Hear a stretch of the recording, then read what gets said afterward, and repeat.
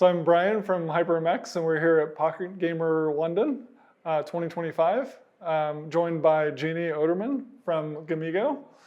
Nice to have you here. Yes. So can you walk us through a typical day at Gamigo and what you do there? Yes. I do a lot of different things at the daily basis, but I think the first thing that I start is checking the numbers of the game performance. It's just one of my main things, checking emails, of course. And then because I'm the director of publishing, but I manage some new projects and live operations well. So I also need to have a stand-up with the different teams every morning. So I have a stand-up with the payment guys, then a stand-up with the product guys. Then meeting with the different departments. So marketing, for example, we have a daily meeting as well to check it out, especially for new products. What are the needs? Organize a lot of meetings that this is of course part of the business, but I try to manage between this amount of meeting and the operative things to do. Checking with developers the status of the projects is something that I also do in the daily basis. But yeah, it's a really busy day, every day. And the funny thing is, for most of the people, Fridays are the more free day. And for me, for a reason, Fridays are the worst day on the week. So it's like the weeklies happen on Fridays, so everything happens on Fridays. But yeah, I cannot get bored at all. No, that's great. So having spent over 20 years in the industry, what have been the most significant changes that you've observed, and kind of where do you see things headed? Yeah, so I think there have been a lot of changes in technology. I think it's one of the things that, I started in the time that there was a black and white games in Nokia. So yeah, I just say my age with saying that. And today you see this insane, the possibilities with technologies is one thing. The second thing is also the players. So I feel that players evolve and they are more exigent every day, and they really want developers and publishers provide next level of games. I think this is one of the things I see. As well, how the community make a big impact in games is something that 10 years ago was not even there. The change on the monetization was also something that nowadays is more flexible, more dynamic. At the beginning was just premium games, now free-to-play is the main monetization way. Also this genre mix that is very interesting that happened these days. So at the beginning, again, in these 20 years, you have a farming game or you have a RPG game. But these days, you see how a lot of developers mix this RPG game with puzzle, with casual, to try to catch a different type of audience.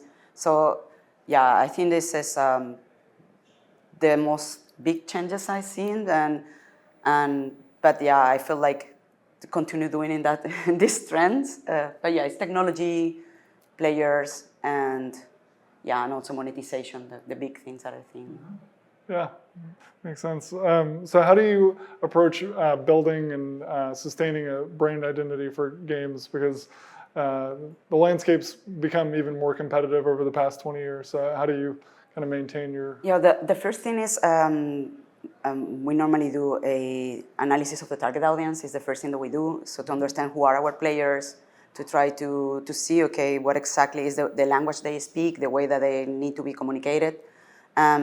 Secondly, so we also check the competition to see, okay, this is the approach that all the companies use. And based on these two main components, we start to create our own messaging, and visually and write messaging. And to sustain that is also the most complicated one, because you make everything you believe that is the right way to communicate, but then you need to tune on with the time to see which message work better or what type of visual works better, and then slowly you shape, and also shape in different ways, because you have your main target audience, but you have also side audience. So on this side audience normally have a different type of perception or the way that they want to be received the message. So I feel like at the beginning you have your main objective is one general message that is you want to build your brand in this way, but then with the time you need to shape it and evolve.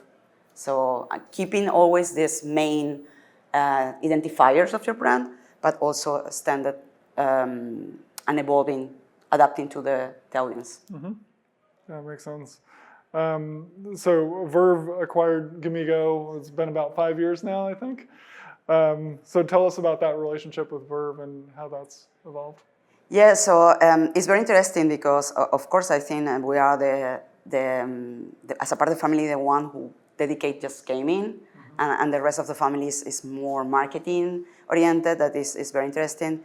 And I think the synergy is really positive because we also explore a way to work together. For example, in the monetization part of the game, we of course use Verve Power SDKs to be there, as well as in the user acquisition part with DataSeed, for example, we work with them as well for the all the programmatic. So I feel it's positive because they support us to grow the game in the different ways to improve revenues.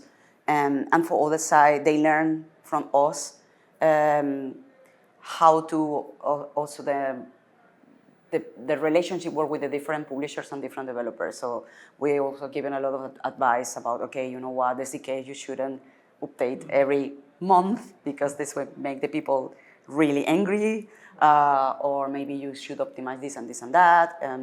Yeah, and as far as I know, also you will also work with one of our colleagues from Access in Motion, right? Yeah. So this is also part of the synergy we are doing together. Yeah, it's great. It's great to be a part of the larger group. So how was 2024 for Gamigo? Well, 2024 in general, I think was a very hard year for the most of the gaming industry. I think there was a natural wave that came from COVID, and a lot of companies have to resize the whole structure to adapt to the reality. For Gamigo, we didn't suffer that, but we of course get a lot of challenge regarding the competition. Was hard. The price of marketing, user acquisition was going up, so it was a really challenging year. But at the same time, we managed to have a stable revenues in the games and continue working. Try to put a lot of effort in the live ops. We also started the development of a new game that we will release this year. So it was a positive year, but at the same time to try to sort out the whole industry airwake. Yeah, and for looking ahead to this year, what are some predictions or trends that you hope to see this year?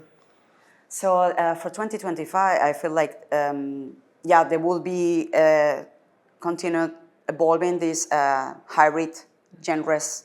So I feel more people would like to give it a try to see if this mix attract more user. I think the mobile will continue growing, but will continue growing doesn't mean like in revenues. I feel like continue growing more in the live ops of the game. So I feel like the company continue putting more effort in live ops because release games and new games is every day more challenging, especially for UA prices. For PC also, I feel like it's kind of a renewal of the whole PC market that was in declining. I feel that PC now with Steam and Epic have like a second chance. And cross-promotion definitely is something that I feel this year, especially now Epic, that they would like to release fully the mobile shop. So I feel that they will put a lot of effort, as well as Google with a Google Play plus PC. So I feel this will be more the trends. Still some technology with VR, but this will be more niche still. But yeah, I feel like it will be growing in general. The whole platform will have experience a grow. Continue evolve in this the genres and and for the companies, I feel they will still try to manage to improve all the live operation that these days is key to continue to keep your cash cow running, and then have new games to try in the market. Great. And how about Gamigo specifically? What can we expect this year? So this year, happily, we will release a PC console game soon. A dungeon crawler game, a remaster of a classic. So we're really excited about it. And we will release PC console, and then we will go to mobile as well. Then we also plan to release our colleagues from Axis in Motion. They also have planned 3 releases this year. And our studio in Texas, in Kingside, also will release another title at the end of the year, and they will also be in console for one of the classic titles they have. So it's a very exciting year with a lot of new things in the market. So we are excited to see how the user receive all these games and how can be able to make people happy and revenues grow. Yeah.